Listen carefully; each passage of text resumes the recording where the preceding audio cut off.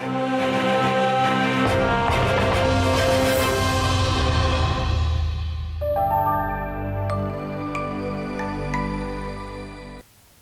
siang dan selamat datang saya ucapkan. Sebelum kita memulai acara pada hari ini, saya akan bacakan CV moderator yang akan memimpin jalannya acara pada hari ini. Yang memimpin acara pada hari ini adalah Mas Bagus.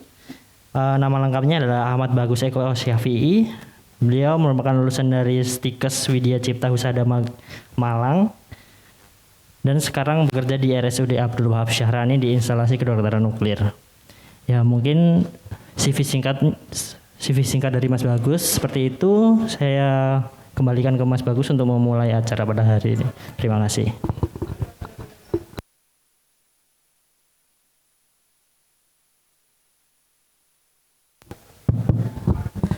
Baik, terima kasih. Ladies and gentlemen, your attention please. The panel session of the 27th Annual Scientific Meeting shall begin shortly. Esteemed panel speaker, honorable guests, and audiences, good afternoon. Assalamualaikum warahmatullahi wabarakatuh. Salam sejahtera bagi kita semua. Om Swastiastu, Namo Buddhaya, salam kebajikan.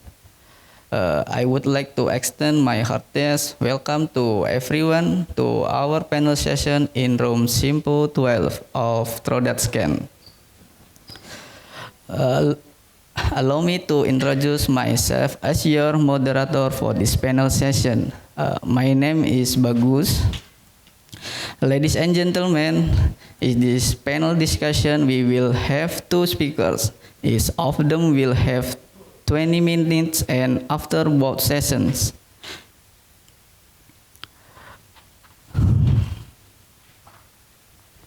Our first speaker, Dr. Wen Chen-Lin, is currently the Deputy General Manager at Raitum Biomedical Inc., Taiwan. He obtained his PhD in Electrical Engineering from Chuangyuan Christian University in 2011. Followed by postdoctoral studies and part-time assistant professorship at the same university. His research interests include medical image processing and software engineering for medical devices. One of his key projects is the development of the Q-Stratum software. Without any further ado and with great pleasure, let's welcome Dr. Wen Chen-Lin.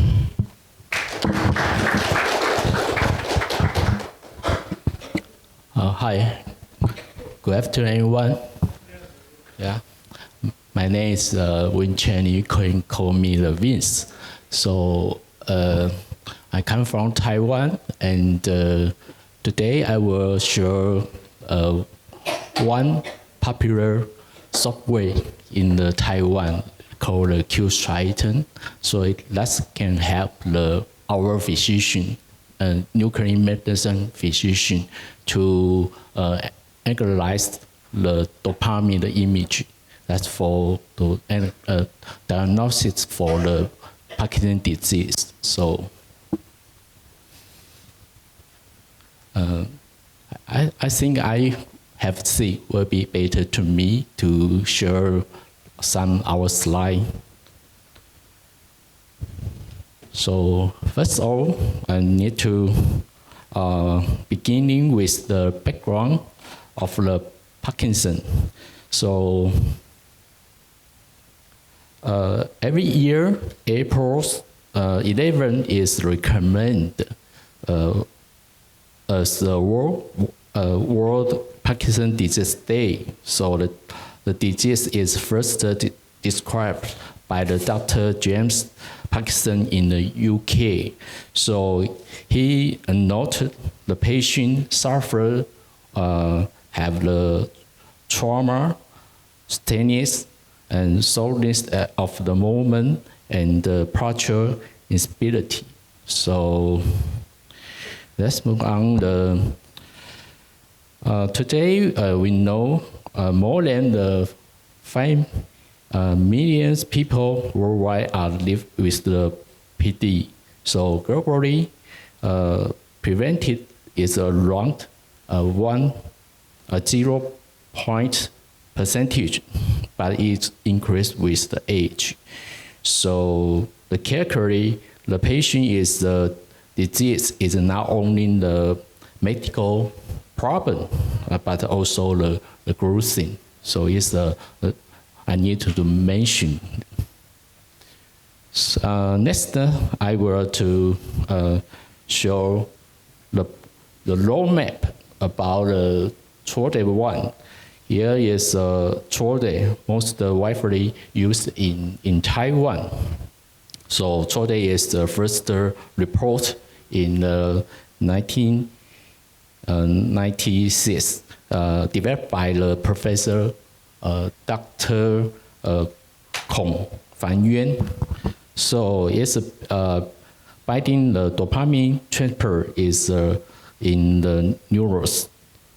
In the 2005, he was approved by the Taiwan TFDA, and in the 2010 is a charge covered by the national insurance in Taiwan. So finally, 2050, the one ship was the transfer to the Taiwan GMS.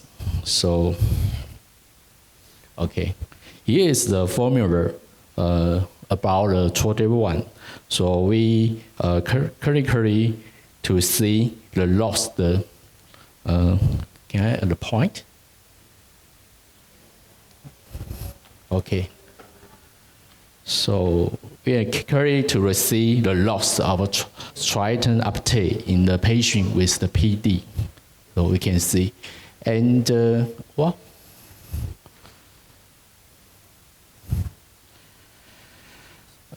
Okay. Which one? This one? Okay. And a summary report is show the sensitivity and the specificity. That's quite a very good tool for the diagnosis the PD from the non-PD. So next, I will show the image approach. It's a different tracer and the scanner compression. So different. That's this table show here. So I have summarized here. So you can see CHORDE1 is cost efficient and the best for the routine clinical application. According to the FPCT spec, it's called DEXT scan. So that's the wire start standardized and the idea for the multi-center, and is the many study in the wire. So the other one is F-DOPA, is for PET. That's the higher resolution and more suitable for research and for early diagnosis because it have a high quality image. So that's in summarize is CHORDE is the best the routine application. Okay, next one will show the nuclear medicine in Taiwan. The data is that's the year data. So for our equipment distribution, we have the spec around the 154, and the PET is 17. So it's a very more equipment for in Taiwan. According to manpower, we have a nuclear medicine physician is over the 200. So that is a key for here. So I mentioned the CHORDE1 that's covered by the national insurance in Taiwan. So we have many scanner per years. It's a picture. You can see the trend in the 1 in Taiwan from the 2015 to 2020. So that is a growth. That's a growth now. So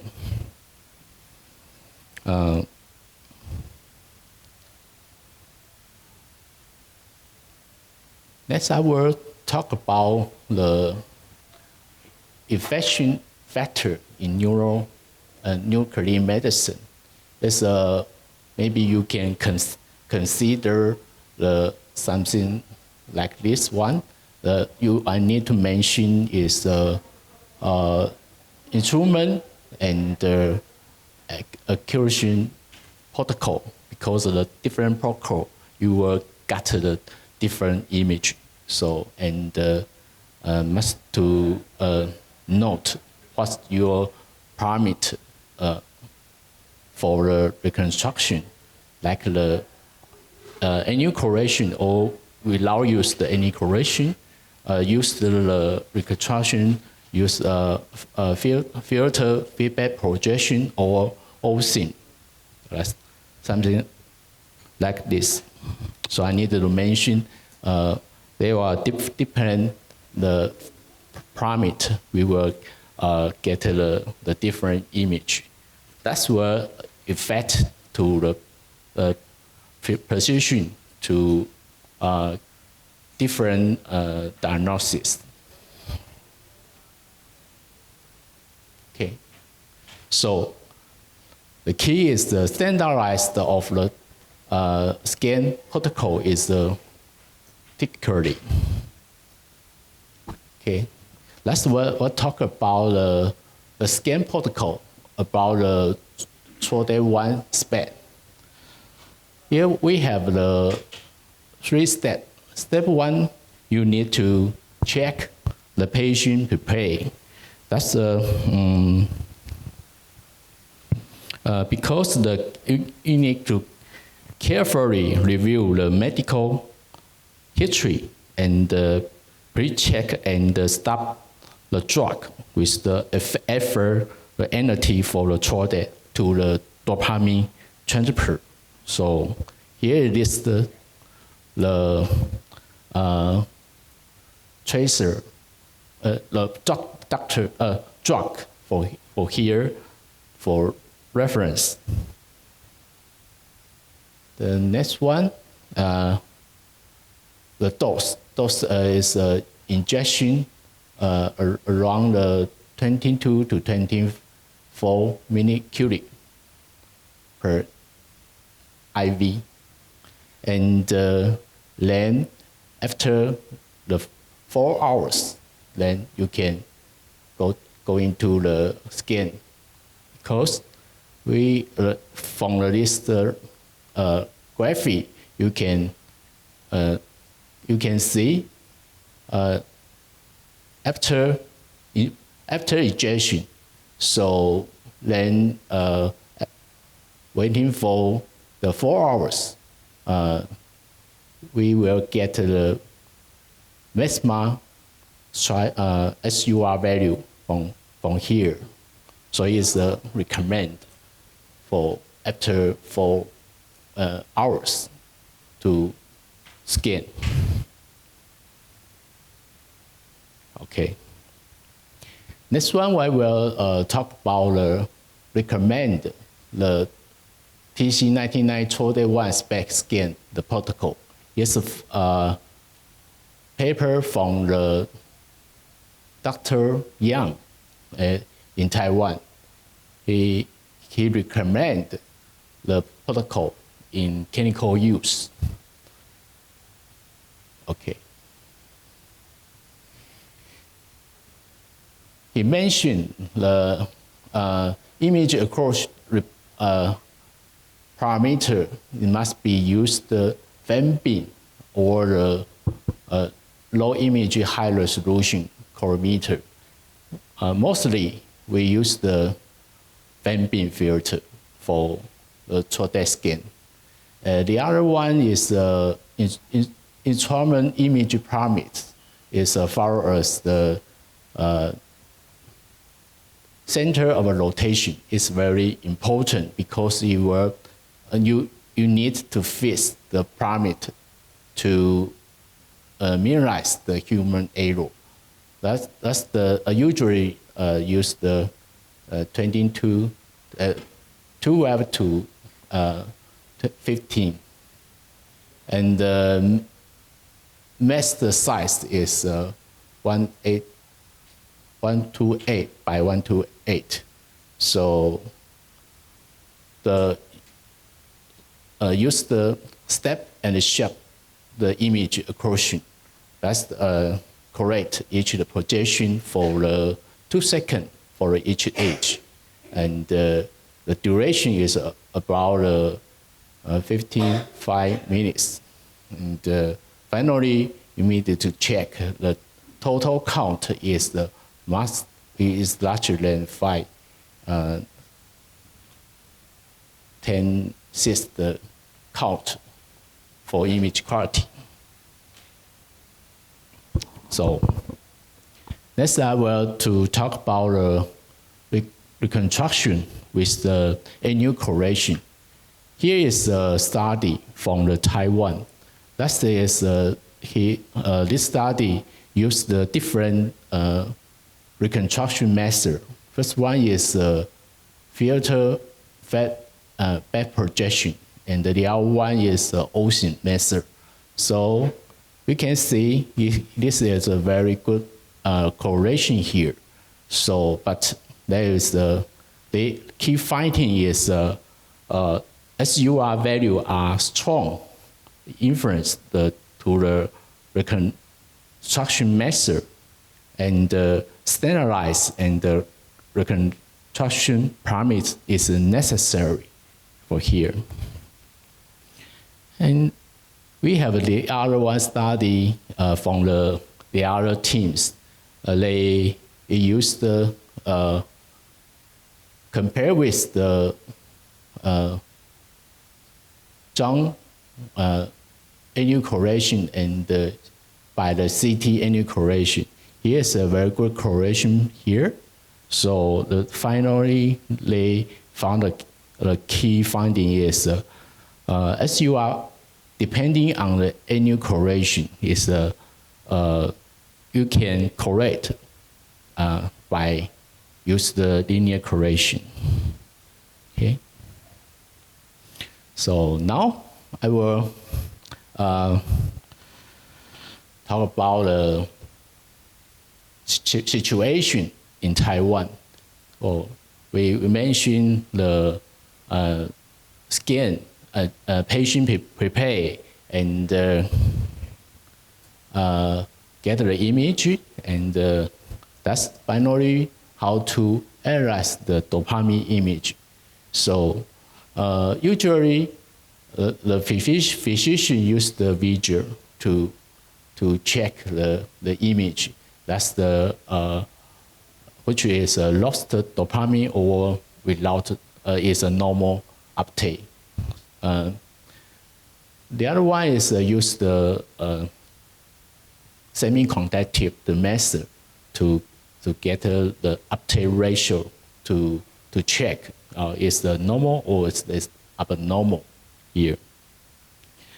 So here is the chemical setting is this is a strong result to have an automatic rapid to reliable tool for semi-conductive analysis and the TrueDepth image. That's why our TrueDepth image will become popular in Taiwan. So, okay.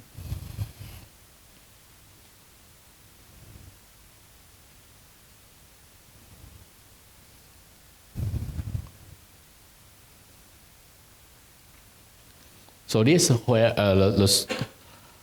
this software is called QStriton software system. We approved the Taiwan FDA here is a Taiwan proof. So it's a system physician by the proof the automatic semi-conductive, and the software forward here is forward. You can use the dopamine DICOM image log in our system, and then be processed here. We have the algorithm for the automatic alignment, the temperament on the image, and just the preview and check the report is okay, and then we have a structured report here. All the forward just take at the end 5 minutes, so it's quick, easy, and very faster for get the report.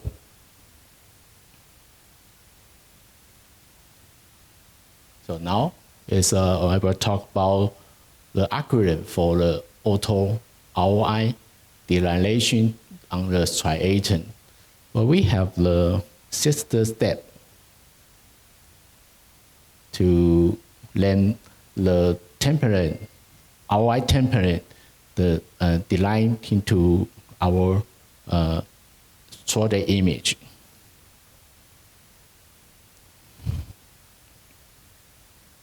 Okay, next is about the automatic semi-conductive analysis, the parameter. The parameter including the uptake ratio, threshold uptake ratio is the formula is target minus reference over the reference. The reference could be the whole brain without the striatum. It's a whole brain. And the other one is we can use the occipital. Here's occipital, and you can choose the cerebellum.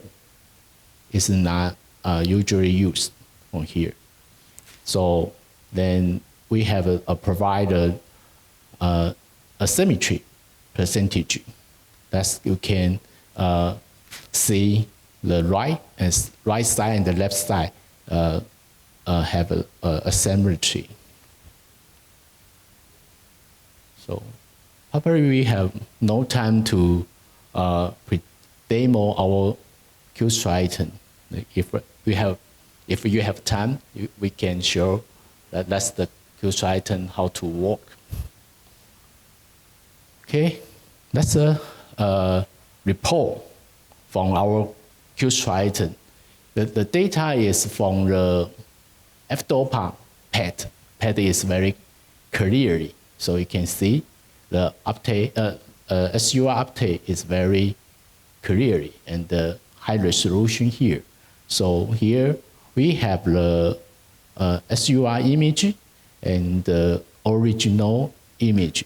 That's also have the ROI dilation in the image. So according to the ROI part, we can calculate all of the value, something like the striatum and caudate, putamen, and so on. Next, okay.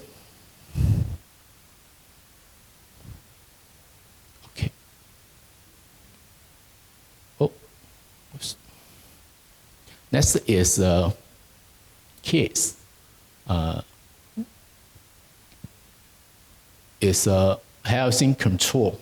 The case is 57 years old, the female. That's very healthy, and you can see striatum is normal. The other one is PD. You can see it's a lost striatum here, and you also can check our data from here. So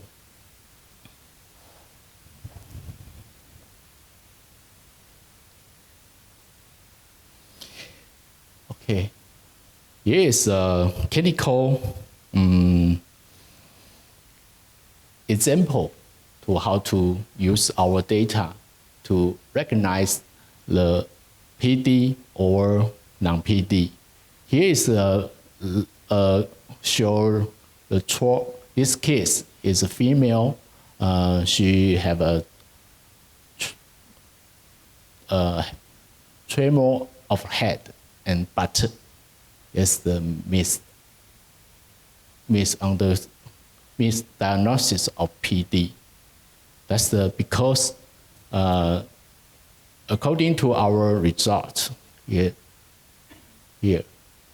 is the normal band here, and according to the age. So finally, physician they check the uptake ratio is the normal.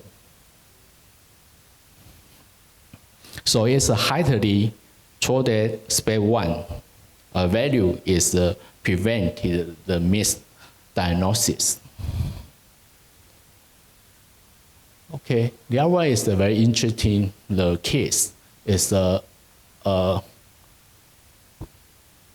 female is the young female has the scanorexia. That's similar like the thermal and according to lab for 2 years. So the throat show is abnormal uptake ratio from here.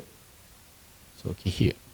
So with the SUR value, therefore below our 15.5 predicted interval here. So that suggests the true dopamine degrading related to the drug-induced Parkinson. So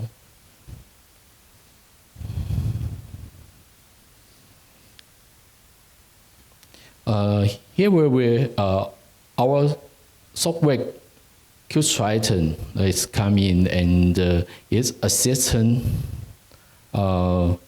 physician to provide semi-conductive.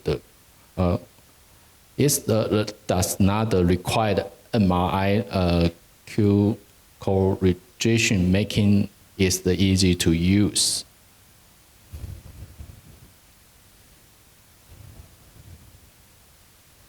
So our study will focus to the cross-section calibration for the ROI based our Triton used for Triton Fenton.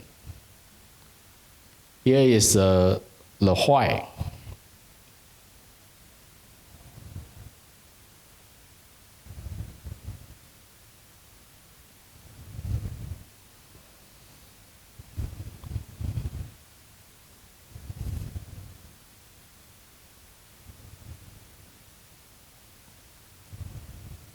Okay, here's already some public reference data. On here, you have you can check a lot of the paper. So such as like the ENC data, DAT, and the PCT SPEC data set, and PPMI, it's a PPMI for the health data set. So however, there's no popular data set for the throat SPEC scan.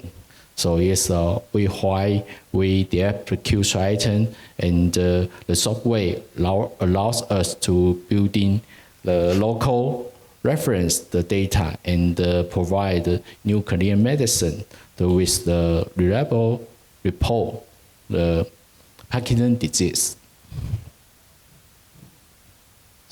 So here's challenge in the multi-center to analyze the T21 data set or the database. So when we extend the analysis across the multi-center, the several changes will be listed here. And so therefore, onto the reach to build a cross-center calibration protocol is important to get the stable SUR result to compare with the between constitution. Okay, here is a protocol to use the Fenton calibration. So to each list, we use the Triton Fenton, like this one. Okay, so as the reference object.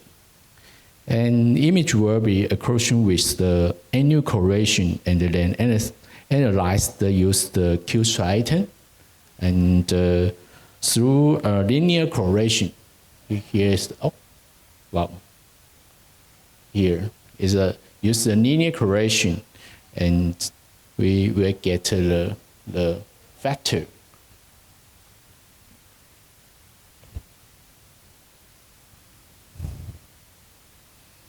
So Triton Fenton setting, that will be set here. Is we have a normal set, the one for the normal, the other set for the abnormal, because it's the background is the target is 1 and background is 1, is almost the 0. So okay, we have an example shown here. So first one, they have a parameter, scan parameter shown here, and we obtain a very strong linear relation between the Fenton and a major SUR use the Q-Triton. So correlation coefficient was 0.99, and use this we are able to observe driving the calibration formula from here and for the symptom calculation. Next one is the other center. They use the different parameter of the total scan. So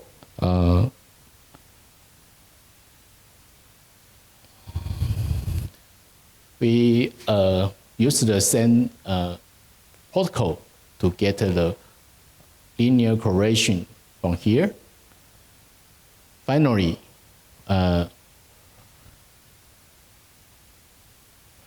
when the comparison with the different hospital center, we will get the correlation is 1.78 minus major SUR. That is the result to help the center to collaboration and use our provide the data set. So here is summarized is Parkinson disease is a major global health issue in the worldwide. Taiwan has built strong experience with the TODE1 as a routine. That's have a cost-efficient tool. So, however, the new manual analysis is the time-consuming. So our software, the Q-Triton, provide the rapid and the reliable semiconductor analysis to enhance the chemical using. So finally, we use the Fenton reference as a reference for standard to assure the consistency and the comparable result that's across the different center is very important because when we in Taiwan we recommend the second protocol, but that there are different protocol in Taiwan.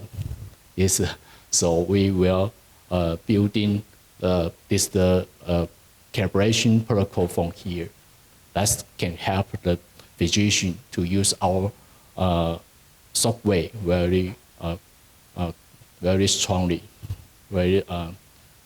Okay. Here's our customer in Taiwan. Is all the hospital, our customer. Okay. Thank you for your time and have a nice day. Baik, thank you Dr. Wen Qianlin for sharing your insight and experiences. Ladies and gentlemen, please give Dr. Wen Qianlin a round of applause. Baik, selanjutnya untuk materi selanjutnya akan dibawakan oleh Bapak Azuma Nasirin, ahli Madiyah Radiologi. Sebelumnya saya akan membacakan profil beliau terlebih dahulu. Nama lengkap Bapak Azuma Nasirin, ahli Madiyah Radiologi. Saat ini beliau bekerja sebagai radiografer di Kedokteran Nuklir Rumah Sakit Siloam MRCCC Jakarta. Beliau lulus sebagai ahli madiyah di bidang radiodiagnostik dan radioterapi dari Poltekkes Kemenkes Semarang tahun 2007. Beliau aktif dalam organisasi di tahun 2019 sampai 2023. Beliau menjabat sebagai pengurus pusat Perhimpunan Radiografer Indonesia di bidang pengembangan dan pendidikan profesi Seminar Kedokteran Nuklir. Dan saat ini beliau menjabat sebagai Ketua Perhimpunan Radiografer Indonesia Cabang Jakarta. Baik, untuk mempersingkat waktu, langsung saja kita sambut Bapak Azuma Nasirin, ahli Madiyah Radiologi. Kepada Bapak Azuma Nasirin dipersilakan untuk ke podium untuk memulai presentasi. Terima kasih.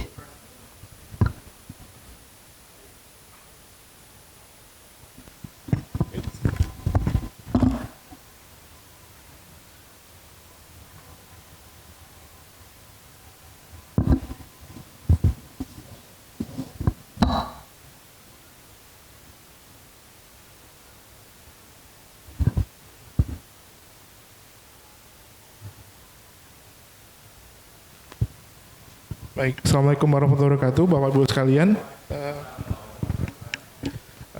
Please once again applause for Mr. Vince for the insightful presentation. Mr. Vince, allow me to tell you a short story. 2 or 3 or 4 years ago, 2 of my colleagues went to veteran hospital to learn about the Trodat spec. And what I've learned right now is from them. Salah satunya adalah Bu Desi. Beliau yang ke Vietnam tahun lalu. Gitu. Jadi, she's the one that went to Taiwan. Jadi apa yang saya belajari saat ini ya dari beliau sama teman-teman yang pergi ke Vietnam. Taiwan gitu ya. Mr. Vince, please allow me to present my presentation in bahasa. Oke. Terima kasih ke panitia karena sudah memberi kesempatan untuk saya untuk share tentang Trodat TC99M scan di MRCC. Ini kan local experience ya nanti. Jadi teman-teman mudah-mudahan bisa compare antara apa yang tadi disampaikan oleh Mr. Vince dan apa yang kami lakukan sehari-hari di rumah sakit.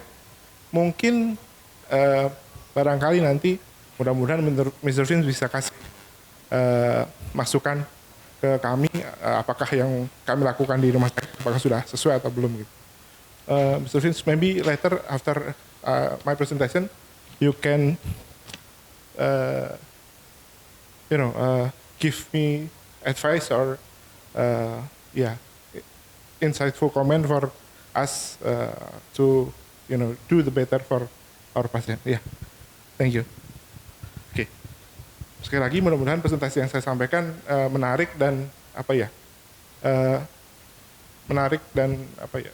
jelas untuk diterima gitu ya. Oke, kita mulai. Kita hari ini akan belajar mengenai akuisisi, sharing mengenai akuisisi dan rekonstruksi citra, kemudian quality controlnya. Nah, saya dulu enggak tahu kok disuruh belajar scan otak gitu-gitu, terus gambarnya seperti itu, sama seperti yang tadi. Kalau bagi teman-teman yang belum pernah tahu, mungkin asalnya adalah dari ini.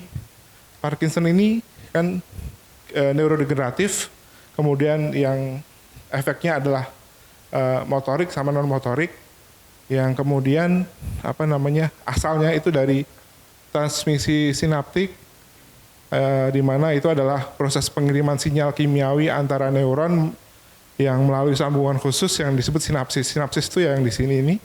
Kemudian neurotransmitter yang umum, yang biasanya yang di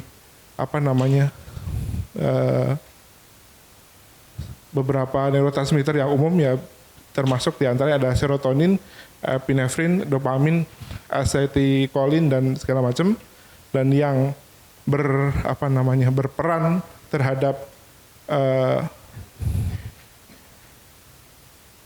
kelainan motorik pada Parkinson disease, ini dopamin ini, makanya dopamin ini yang dipakai untuk dasar sebagai pemeriksaan gitu ya. Nah, dopamin ini diproduksi itu di otak, terutama pada bagian striatum gitu.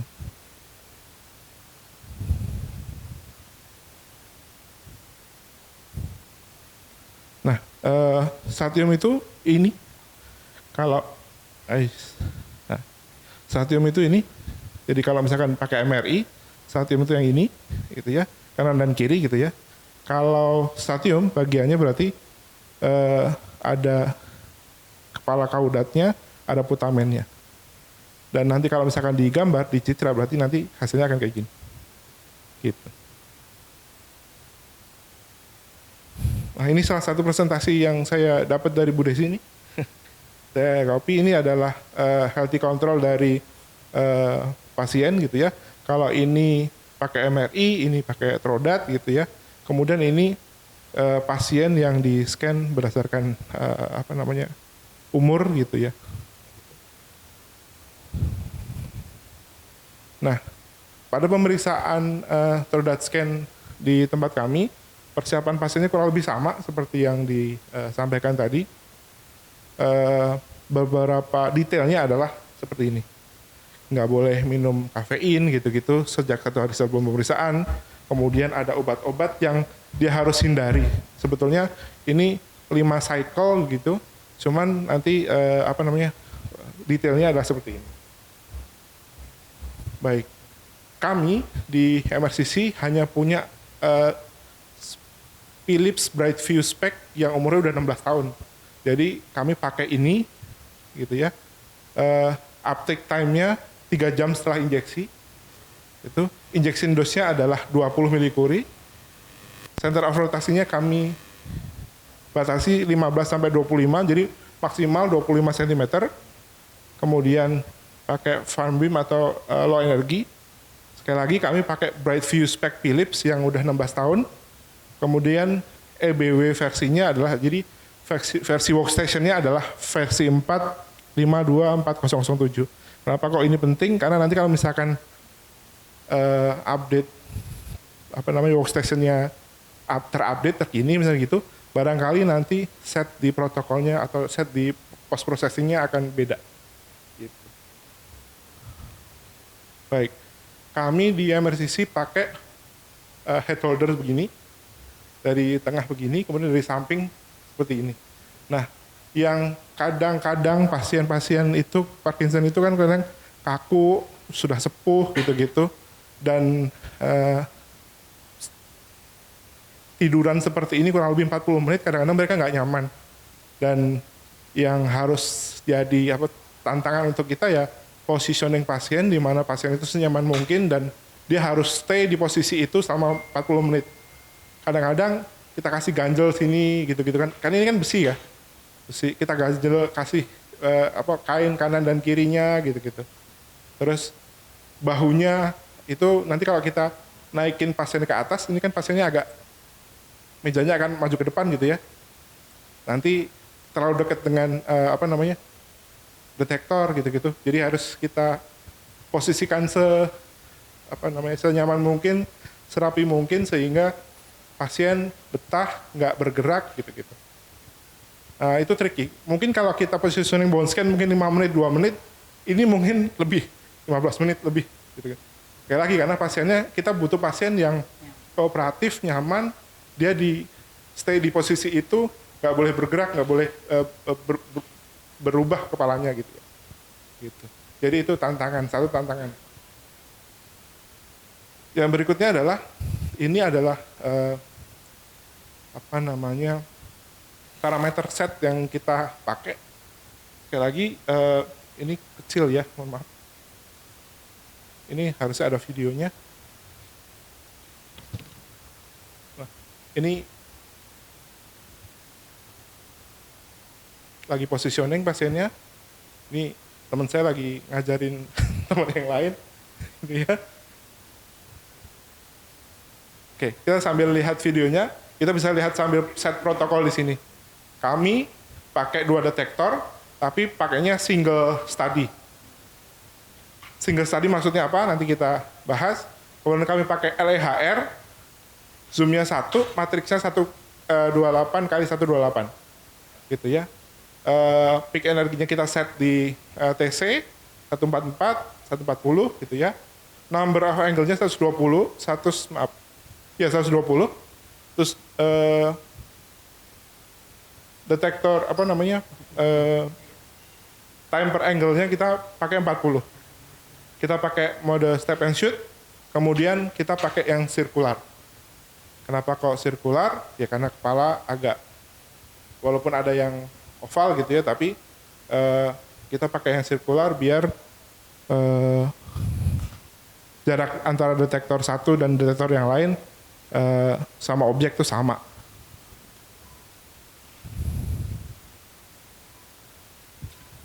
Ini pasien sudah diposisikan, sudah diganjel kanan kiri, tangan kaki sudah dikasih knee support gitu-gitu, tangan udah ditaruh di atas. Nanti detektor akan sangat-sangat dekat sekali. Kalau tadi saya bilang COR-nya adalah 15 sampai 25, 25 itu biasanya gambarnya jelek. Jadi kami biasanya yang paling oke tuh bisa sampai 14, terus yang ya 14, 15, 16 lah. Gitu. Kalau pasien expat biasanya memang agak besar, sampai 20-an. Tapi 20 juga harusnya gambarnya nanti agak susah nanti di rekonstruksinya. Ini akan muter 360 derajat gitu ya. Kalau bone scan kan agak lebar sedikit, jauhan sedikit, oke, tapi ini harus benar-benar dekat.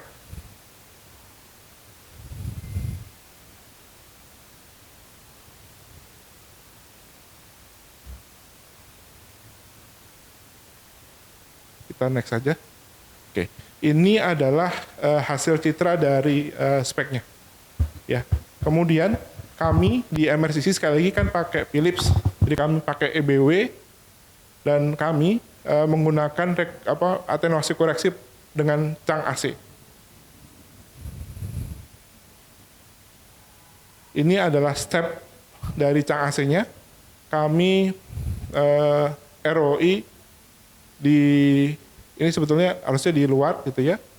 Tapi ada yang nyoba ROI-nya itu di dalam juga tidak terlalu signifikan berbedanya.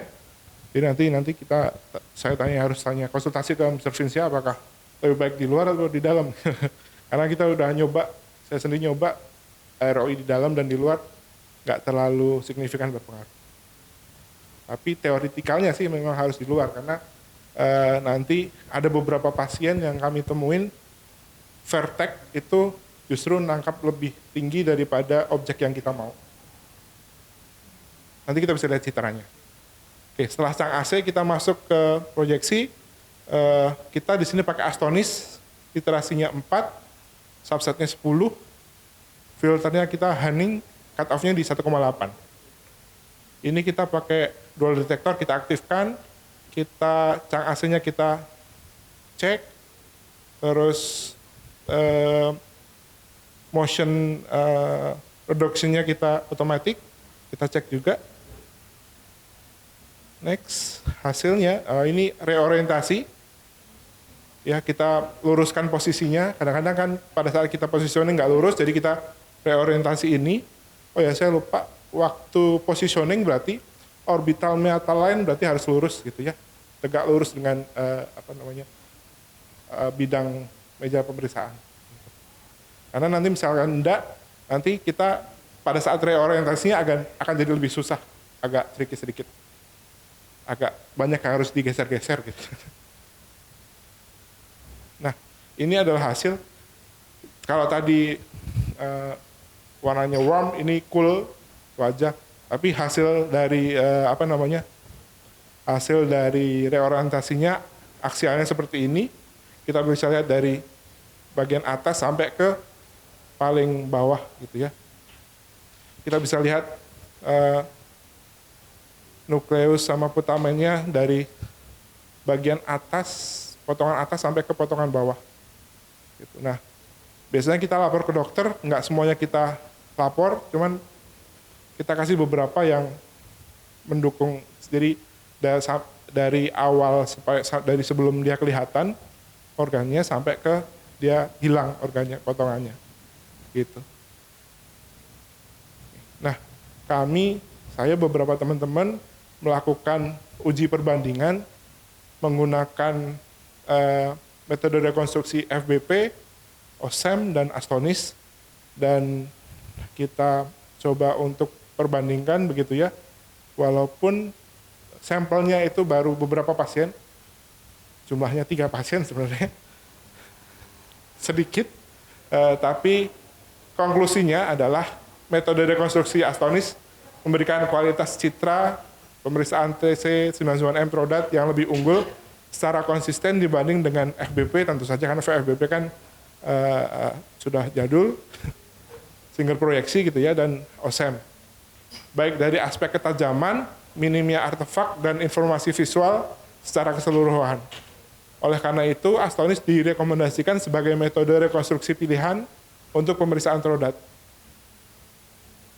Selain karena bagus di sini, karena kita udah compare, dan kita punyanya ya Astonis ini, kalau enggak yang OSEM. Jadi pilihannya cuma itu. Dan ini di tempat kami hanya kualitatif berarti. Kalau kuantitatifnya berarti tadi pakai Key-Stratium tadi kan. Namun diperlukan penelitian lebih lanjut dengan jumlah sampel yang lebih besar sebelum diterapkan sebagai protokol dalam praktek klinis. Next ya. Baik. Ini adalah kuantitatif yang dikerjakan Dr. Rian.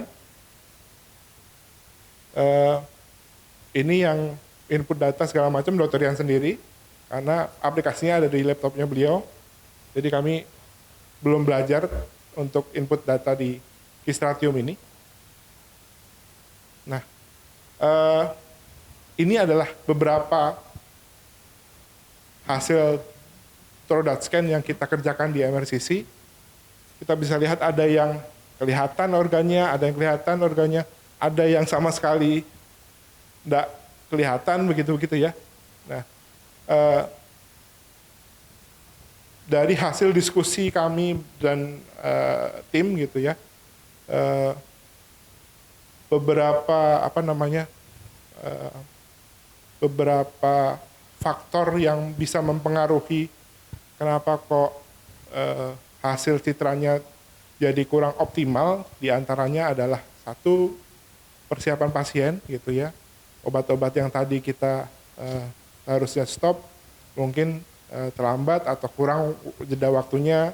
Atau yang kedua, pergerakan pasien 40 menit itu, mohon maaf kalau di tempat kami, karena kami istilahnya nyambinya kayaknya, jadi nggak kita perhatiin terus pasien, jadi kita tinggal, nanti kita lihat lagi, kita tinggal, kita lihat lagi gitu-gitu. Jadi kita kadang-kadang pas datang kita udah lihat hidungnya agak geser sedikit nih, gitu. Jadi itu yang bikin, ini nanti agak susah nanti reorientasinya nanti. Jadi gambarnya jadi akan jadi lebih nggak optimal. Dan yang menonjol kalau di tempat kami, beberapa pasien itu di organnya tidak terlihat, justru malah di vertex atau skulnya nangkap lebih tinggi. Kalau itu biasanya kami konklusinya sampai saat ini hasil diskusi adalah dari uptake di biodistribusi si Trodat TC ini ada di bone, walaupun biodistribusinya adalah minimal gitu ya, tapi ada kemungkinan bahwa itu karena purity-nya yang tidak oke. Namun setiap kali kita melakukan pemeriksaan, tim farmasi sudah melakukan QC, dan selalu sebelum kita kasih ke pasien, QC-nya pas. Borderline-nya adalah 90% purity-nya. Nah, 90% pas ini kan bisa 90,5% kan pas juga tetap dikasih ke pasiennya, atau 99% kan gitu. Jadi asumsinya kami masih yang mungkin barangkali purity-nya jelek 90, sekian, jadi walaupun pas tapi masih ada TC bebasnya mungkin. Jadi kenapa kok uptake di vertex-nya tinggi? Itu. Kemudian ini saya copy lagi dari presentasinya Bu Desi. Salah satu yang menjadi perhatian sebetulnya adalah tadi atenuasi koreksi sama posisi dari kepala. Jadi kalau atenuasi koreksi, tentu citra dengan atenuasi koreksi lebih optimal untuk diinterpretasi daripada yang tanpa atenuasi koreksi. Kita bisa lihat di vertex-nya sudah jauh turun daripada yang di sini ya. Gitu. Kemudian posisi kepala, kalau tadi kita positioning-nya tidak oke, tidak optimal, barangkali pasien bergerak, kemudian pada saat reorientasi nanti posisinya juga jadi jelek. Nanti akan kelihatan pada saat reorientasi, saat kita taruh itu di aksial, ada yang slice nomor 5 misalnya gitu, kiri udah muncul, yang kanan nggak muncul. Atau yang kiri panjang, yang kanan pendek, kayak gitu. Jadi kita harus tricky untuk ngolah reorientasinya. Itu yang agak jadi PR. Ya biar nggak jadi PR, harusnya dari awal benar-benar di set, benar-benar di positioning pasien yang lebih oke gitu. Biar optimal aja. Oke, jadi kesimpulannya persiapan pasiennya harus optimal. Sekali lagi jelaskan ke pasien bahwa stop obat segala macam itu penting untuk pemeriksaan yang lebih optimal. Kemudian posisi pasien senyaman mungkin, orbital metalanya tegak lurus dengan bidang datar, dan detektor ke objek harus sedekat mungkin. Selanjutnya, nextnya adalah pemilihan metode rekonstruksi dan filtering yang tepat. Karena kami cuma punyanya OSEM dan Astonis, dan rekomendasi dari Philips sendiri pakainya Astonis. Jadi pada saat spek bone spek, brain yang lain juga kita selalu pakai Astonis di tempat kita. Punyanya itu, nggak punya yang lain, mudah-mudahan nanti kita punya yang lain jadi bisa compare gitu ya. Jadi itu yang kita bisa ambil kesimpulannya. Next, kalau boleh, saya pengen share tentang every accomplishment start with decision to try. Jadi kita mulai ini adalah beberapa tahun yang lalu. Mudah-mudahan nanti teman-teman juga bisa mulai melakukan pemeriksaan ini di center masing-masing. Begitu kurang lebihnya. Wabillahi taufiq wal hidayah. Wassalamualaikum warahmatullahi wabarakatuh.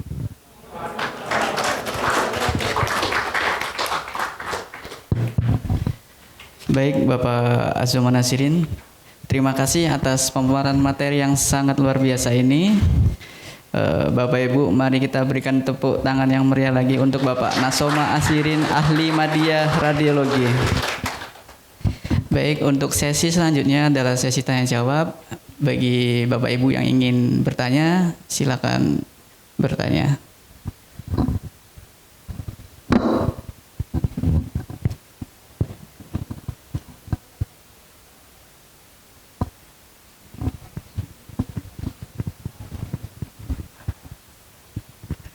Terima kasih sebelumnya.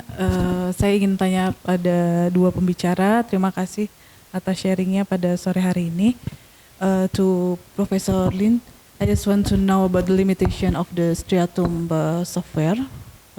Can you mention the limitation? And the second one, I just want to know, is there any limitation also if we have different camera? You mentioned that Siemens you used before, and I just want to know if we use another camera, it can be applied also with Striatum software. Oke, yang berikutnya mungkin Mas Asoma ini yang ngajarin saya waktu saya stase di MRCC, nggak berubah gitu ternyata. Ya, Mas Asoma ini saya ingin tanya juga ya, apakah memang yang tadi Vertek itu saya pernah juga mendapatkannya ya. Padahal QC-nya tuh kan bagus katanya radiofarmaseuticalnya. Ini sama-sama juga saya bertanya masalahnya apakah memang benar di persiapan pasiennya gitu, karena ternyata pasiennya juga sebenarnya nggak minum obat gitu. Ada yang bilang nggak minum obat boleh, ada yang bilang minum obat boleh gitu. Jadi saya juga ingin tanya juga. Terima kasih sebelumnya.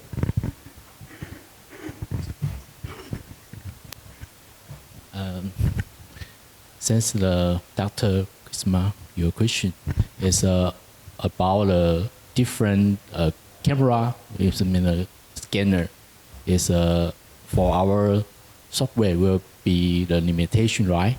So first of all, I need to mention the in the Taiwan we have the different parameters in the scanner protocol for each the hospital.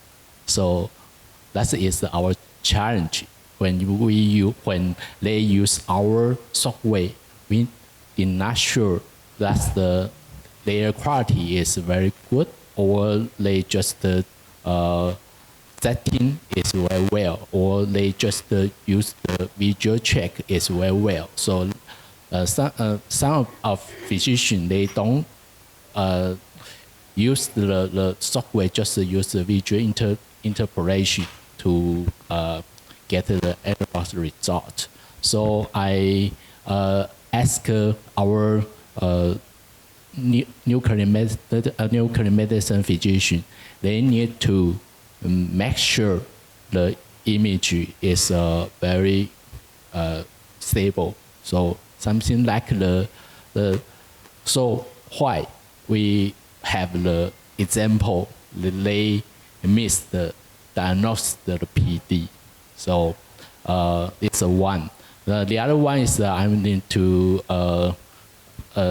when physician use our software, we will note the physician. That is we provide the data bank just for reference. You may to check your protocol is follow up our Dr. Yang's protocol is very important, because the different protocol where we create a different image is important. So why we next step we need to use the Fenton to go into the calibration that get the factor that we will use the factor to calibrate the SUR ratio is very important. Then they can already use our data bank. That's where I need to mention this. Thank you.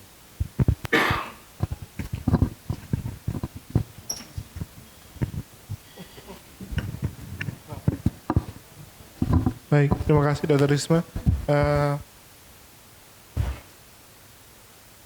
Betul apa yang disampaikan dokter, karena saat kita tanya ke pasien juga bilangnya udah puasa, udah di stop obatnya gitu-gitu, jadi kita berusaha untuk nyari kemungkinan yang lain. Itu sama seperti yang saya sampaikan tadi, kemungkinan yang lain sebetulnya kalau dari farmasi ya ceritanya adalah mungkin karena ada TC bebas gitu, jadi rakap di Vertex. Yang bisa kita lakukan sampai saat ini, mohon maaf, belum ada kami ketemu kemungkinan yang lain selain dari dua itu. Nanti mungkin kita bisa sama-sama tanya ke Mr. Vince untuk pengalaman beliau seperti apa. Nah, kami kalau misalkan kejadian seperti itu biasanya yang sudah untuk memperbaiki citranya ya paling cuman dengan atenuasi koreksi aja, Dok. Tadi kami kan cuman punya cang ya, kami pakai cang gitu.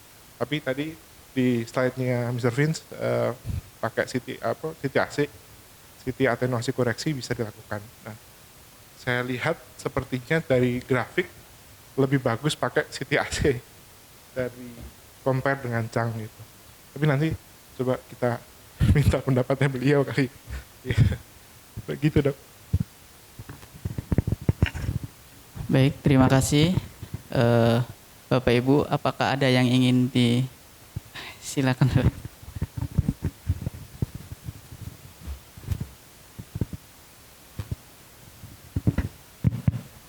Terima kasih. Izin saya bertanya mungkin lebih ke Mas Azoma karena pengalaman di Indonesia. Mas Azoma tadi sempat disampaikan terkait Rodat One itu pembacanya kualitatif ya. Berarti kan melihat dengan visual gitu ya. Pertanyaan saya, karena memang di Indonesia belum ada Rodat One yang kompatibel dengan prinsipal alat itu, kemudian diberikan ke klinisi yang mengirim misalkan spesialis neuro, bagaimana tanggapan mereka dengan interpretasi yang hanya visual saja atau kualitatif?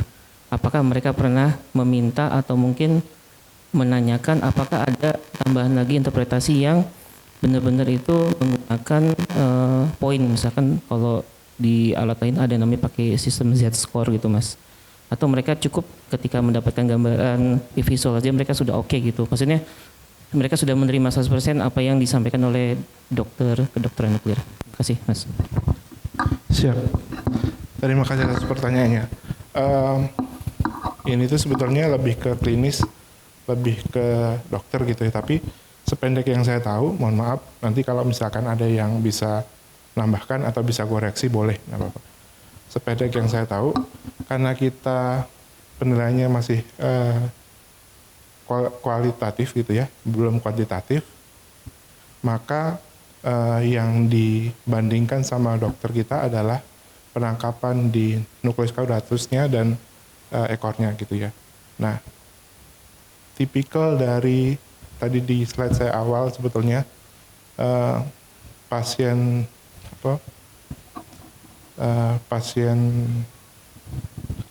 ini sebetulnya kalau misalnya ada uptake di bagian nukleus atau bagian ekornya itu tidak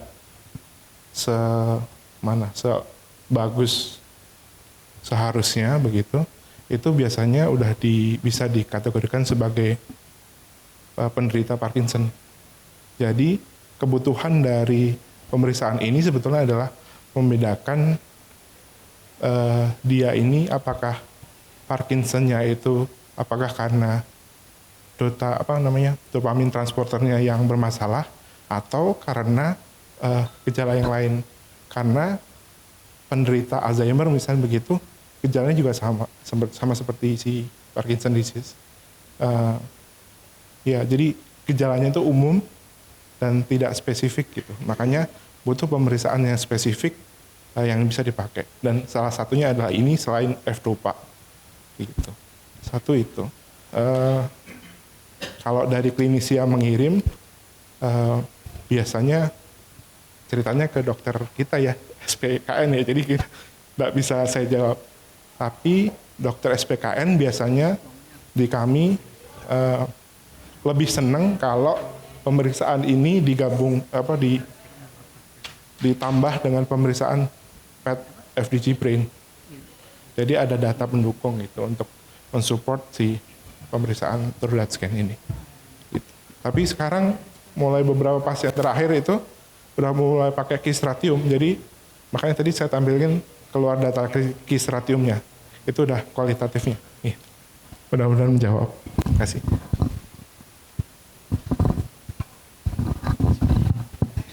Baik, terima kasih. Mungkin untuk sesi tanya jawab, karena sudah menunjukkan waktu jam 4 sore, maka untuk sesi tanya jawab kami tutup. Untuk acara selanjutnya, untuk kepada kedua narasumber untuk bisa maju ke depan untuk pemberian plakat.